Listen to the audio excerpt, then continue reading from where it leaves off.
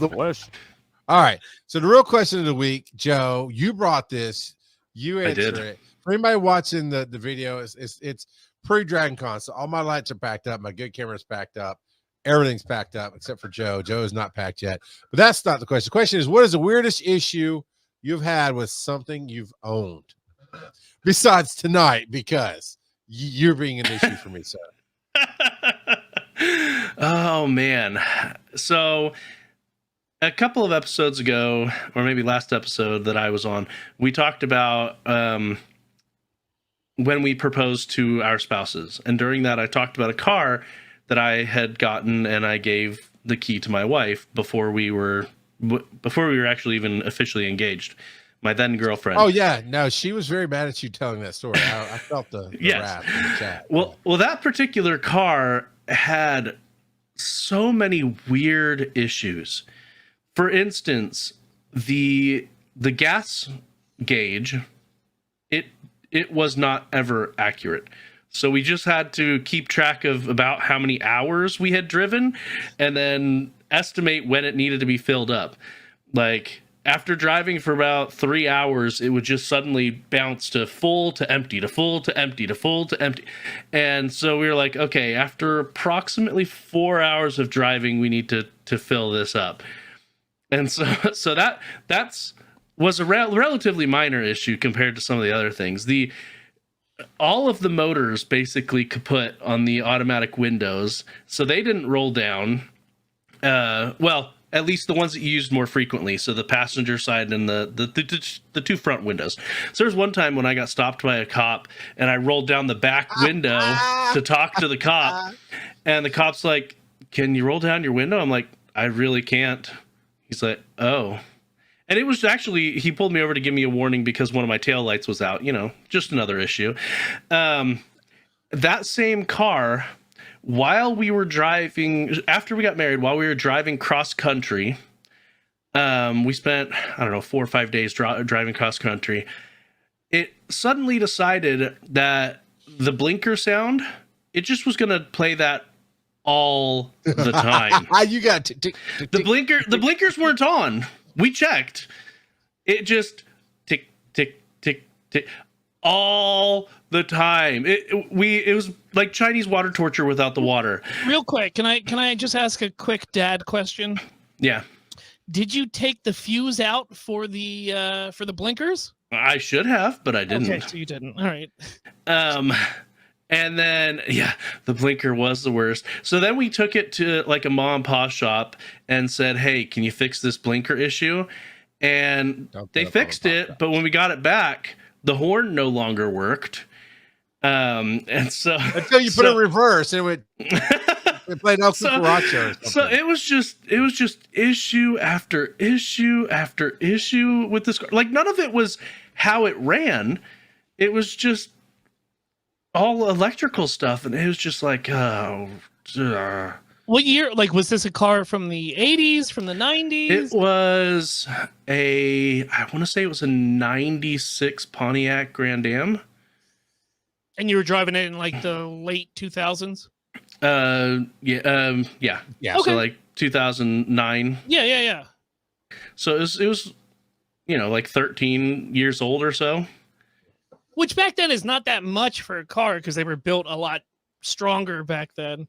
You'd hope. His wasn't. His wasn't. Because my first man. car that I had was a 1986 Chevy Lumina. She was This is not literally about first cars. It's about weird. Well, I know. But like I used to hit everything with it, right? Mailboxes, street signs. It would run perfectly fine, dude. The little orphans down the street. Oh everything. yeah. Well, I mean, they're there for. I mean, you gotta take out the competition, or he'll never get adopted. Thanos did nothing wrong. So, what happened was, I remember I hit a speed bump too hard once, and it broke the lock on the steering column. So, like, you know how like you can adjust your steering wheel up and down, right? So when I broke that, right, there was no lock in place. So I had a steering wheel that would be like up and jumping up and down, bouncing up and down the whole time. So I had to train myself to push pressure, like white knuckle it for the time that I drove it, which was great. My buddy had an old Lincoln one time, and we were stuck in traffic, and somebody cut him off. So he was angry, and he punched his steering wheel as hard as he could. Airbagged? Right? Not airbags. Okay. The horn got stuck. Oh, Right? no. And so we're still about 45 minutes away from his house, and he's just Lord. driving through the towns and cities that we live in to get home with the horn blaring the entire time you were there. Oh, it was great. Oh, what's that There's a comedian that has a skit about that. His name is Phil. He just did it. Brian Regan. It was Brian Regan. Really? His horn, according to his skit, his horn got stuck, and so he rolled down his window and was like yelling, "Go my favorite sports team, beat them soundly in the skirmish," trying to, for the skit, pretending like he was listening to sports radio.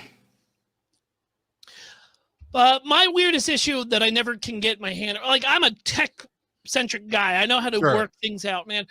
Printers are the one thing that will get my blood pressure so high that I now fully, as an adult, understand the Office Space scene when they take it out to the field and beat it with a bat. And we're talking, so like at work, no joke, at work, there's about 5 or 6 printers. Some of them are hardline, some of them are Wi-Fi. It's always the hardline computers that are plugged directly into a USB that will not show up. They will not activate. I can see it's turned on, right? I can even hit the button to do a test print and it prints out everything. But when I want to add it to the actual computer in the system, ghost Not detected. Right? And at that point, they're not even like Wi-Fi'd, so I can't find the IP address to add it manually. There's nothing I can do, right? And it's just, that is the bane of my existence, is trying to find these magical printers that only work when they want to. And then 2 weeks down the road, I'll come in, it works perfectly fine. Nobody touches it. I'm the IT person. I didn't fix anything. It just works, right? So that's the only thing that I can really think about that will cause me great, like, I'm not even at work right now, and I'm getting frustrated just thinking about these printers, man. Like, they mock me constantly. Like, normal people have like nightmares about getting chased by monsters or like an emergency in the house. Not me, man. It's just 404 errors on these gosh darn printers, just keeping me up at night, man. I can't do it. Hate it. I mean, I've definitely had my share of tech issues, and even tonight, like StreamYard, it's the weirdest issue. I can go all week long, be awesome together. I can hang out with Phil on a Saturday night, not having any issues. We can do games. My kids can stream, no issues. We get on to Wise and Nerdy, and I'm spouting out numbers. This is why Joe aggravated me a lot, because he knows the numbers, and he's not here to support. He was here to throw sand in my face. He brought it back from the beach just for my face. And I'm like, why? Why is this one thing giving me, oh, you don't have a great signal, and everything else is saying I do?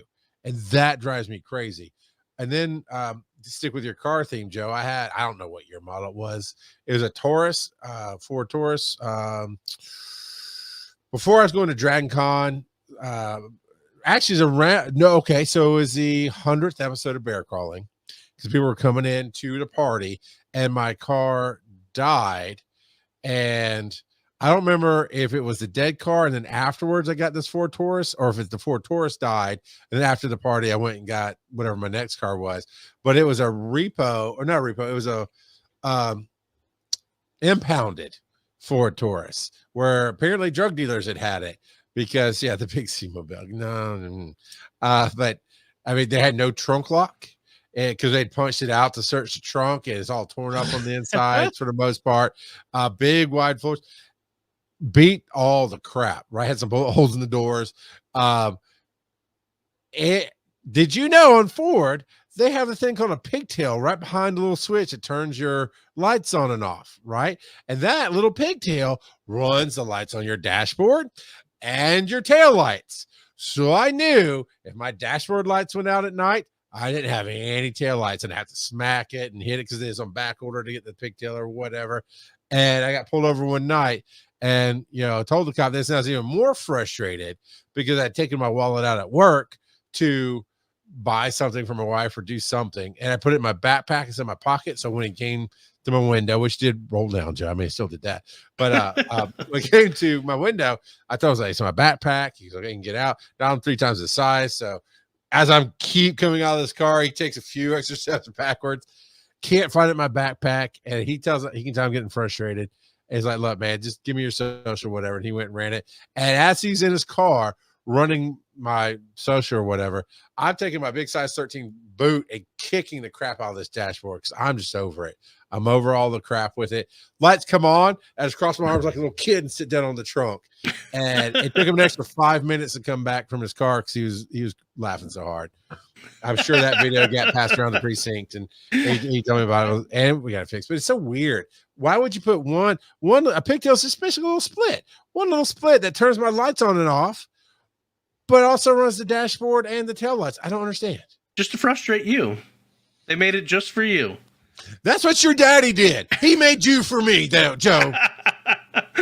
Kelsey, you need to take this fool on a date night, no kids, weekend long, hotel room. Get him. He is bad dad, everything tonight. Is all I'm saying.